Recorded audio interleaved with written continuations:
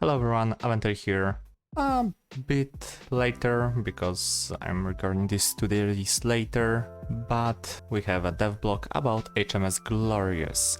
Warthunder calls it an outrageous warship design, but I'd like to call her an oversized light cruiser. Let's see what Gaijin has to say about Glorious. HMS Glorious is a World War I era British battlecruiser purpose-built for an ambitious plan to defeat Germany through a naval invasion on its eastern flank. Yes, such plans exist. Despite the plan itself never materializing, the ships necessary for it did, and thus captains will soon have the chance to take command of this highly unorthodox warship design, arriving in Warthunder as a part of the next major update, Fire and Ice. And briefly, an extremely light armored but nimble British battlecruiser design sporting 15-inch cannons. And I couldn't agree more, to be honest. This is one of the few times where this summary, well, basically summarizes what this ship is all about without beating around the bush. What I can add to that is a fun fact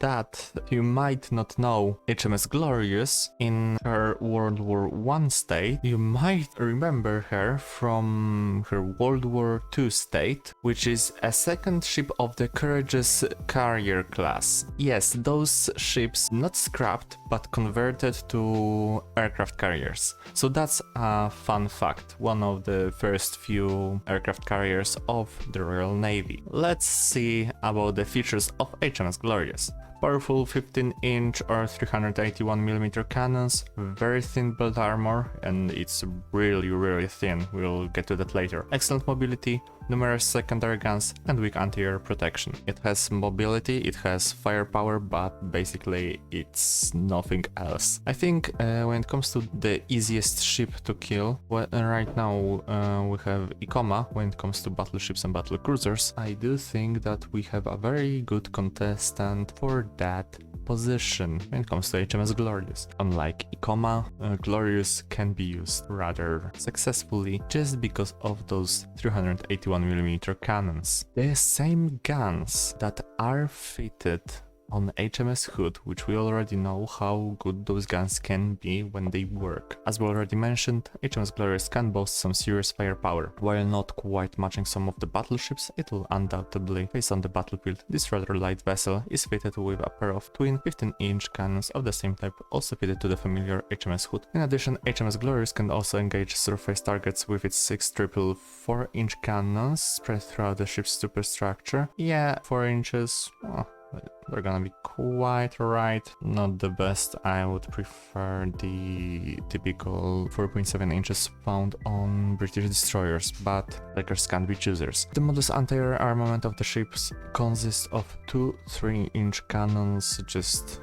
don't expect to hit anything with those guns. Maybe some scout float planes from other ships. Nothing else. Last rerunning of HMS Glorious arsenal is an additional 14 533mm torpedo launchers, with a pair being submerged below the ship's forward turret, whereas the remaining 6 twin launchers are situated in fixed position on the ship's aft. The same torpedoes that are found on HMS Hood, don't use them. They are basically worthless. They are not Scharnhorst's torpedoes where you can use them quite successfully. They don't have speed, they don't have firepower, they don't have even range, so they lack everything that a good torpedo has. As a result, HMS Glorious is capable of engaging a vast variety of surface targets, but remains vulnerable to aerial attack like most ships of its era. But this ship is remaining vulnerable to everything, even sneezing from destroyers. On the other hand, British shipbuilders outfitted HMS Glorious with very thin armor, although by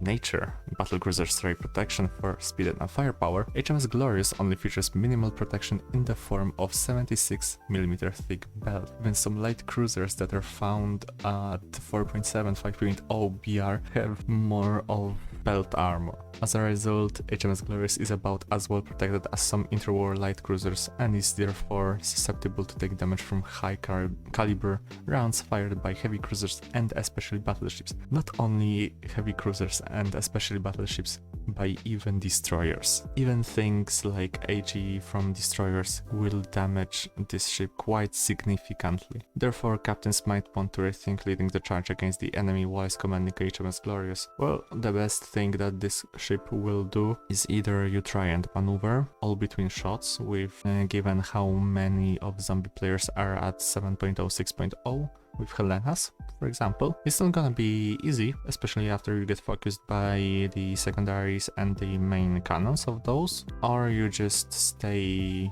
behind, do nothing, angle your ship just to aim your main guns and then well, try and shoot them. Which are those guns that are quite good and they are quite effective at the distance of this, well, let's say 11 to 14 kilometers of a normal engagement. Fun fact, during its carrier conversion, the 15-inch turrets from HMS Glorious were placed in storage and were later on upgraded and reused in the outfitting of HMS Vanguard, the Royal Navy's last battleship. I do hope that we will see HMS Vanguard someday, sometime, but this devblog is not about Vanguard, this devblog is about Glorious. However, not being weighed down by excessive armor also means that HMS Glorious displacement could be kept rather low. This in combination with 19,000 horsepower steam propulsion system ensures an impressive top speed of 32 knots, 59 km per hour, thus allowing HMS Glorious to keep pace with other cruisers on its team.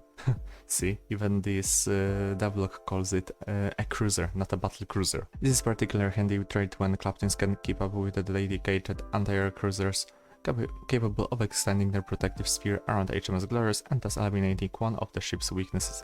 Yeah, basically just keep around ships with HEBT. Nothing else, nothing more. HMS Glorious is soon docking in players' ports with the release of the next major update coming soon to the Warthunder. In the meantime, be sure to keep scanning the horizon for more news. I think there's all that can be mentioned. As we can see, a bit large, bit, don't wanna say top heavy because it's not top heavy, it has basically nothing on top. 2 turrets, so just like comma design, so if one of the turrets gets taken out, you lose half of your firepower. Lot of secondaries, which is nice, but then again, let's hope that the crew placement is a bit good so this ship can survive at least more than 2 minutes from the start of the battle. And I think that will be all for today.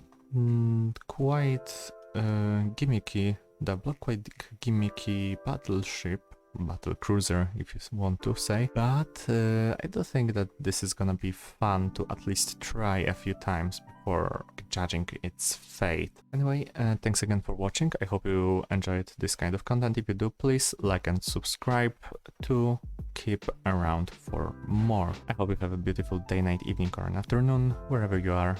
Aventer out. See you in the next video.